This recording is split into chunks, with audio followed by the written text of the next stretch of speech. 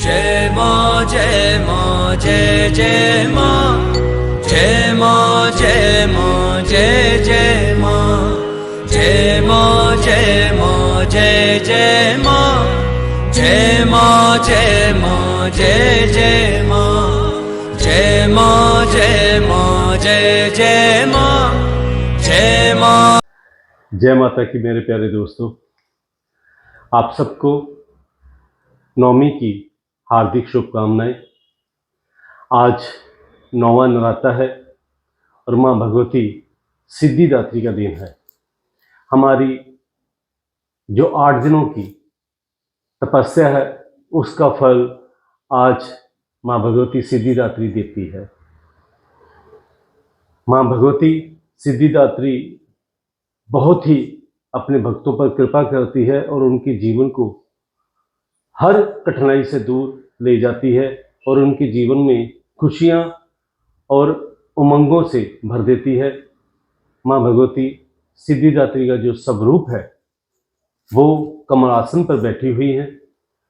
उनके एक हाथ में गदा, दूसरे हाथ में चक्र, तीसरे हाथ में उनके कमल पुष्प और चौथे हाथ में उनके शंख विराजमान है। ये चतुर्भुज माँ भगवती का स्वरूप है।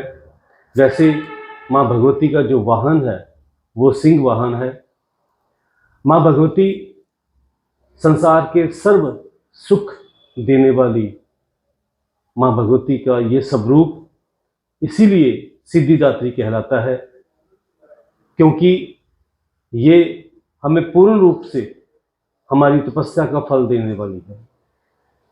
मार्कंडेय पुराण अनुसार भगवान शिव ने जब घोर तपस्या की थी तब माँ भगवती ने उनको अर्धनारीश्वर का जो स्वरूप दिया था और भगवान ने अर्धनारीश्वर रूप में कई जो राक्षसों का वध किया और जो माँ सिद्धिदात्री है उनकी कृपा से वो सर्व सिद्धि के स्वामी बने।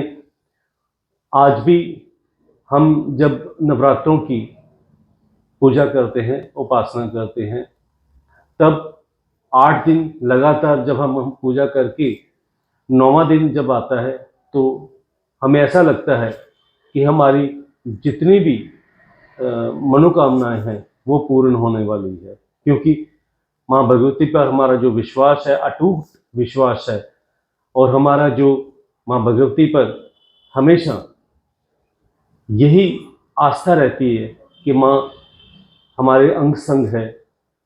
तो ये जो महसूस करने वाली जो प्रवृत्ति है वो मनुष्य की माँ सिद्धिदात्री के कारण ही है। माँ भगवती जो सिद्धिदात्री है, इनके उपासक के जीवन में कभी भी कोई कठिनाई नहीं आती और जीवन में बहुत सारे सुखों की प्राप्ति होती है।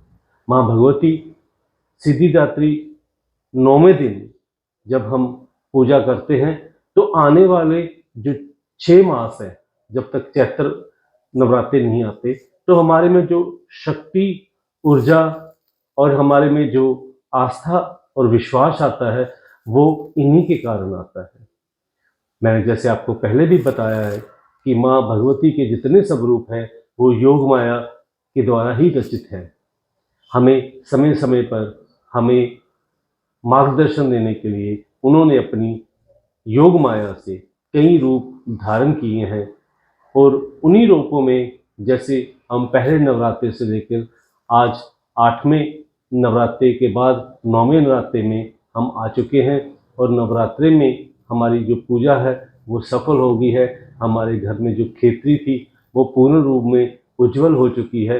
उनका जो प्रकाश है हमारे घर में है। उनकी जो मधुर सुगंध है वो हमारे भीतर, हमारे पूरे रोम रोम में बसी हुई है।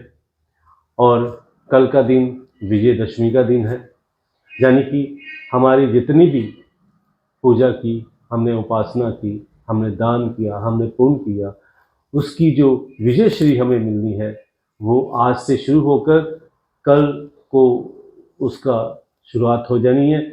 आज तक तो हमने पूजा पाठ में रहना है, कल से हमारी जो विजय यात्रा है वो शुरू हो जाएगी और हमारा जो आने वाले 6 मास हैं वो माँ भगवती के नाम पर हम बहुत ही उत्साहित, ऊर्जावान और अपने कार्य को करने में समर्थ हो जाते हैं।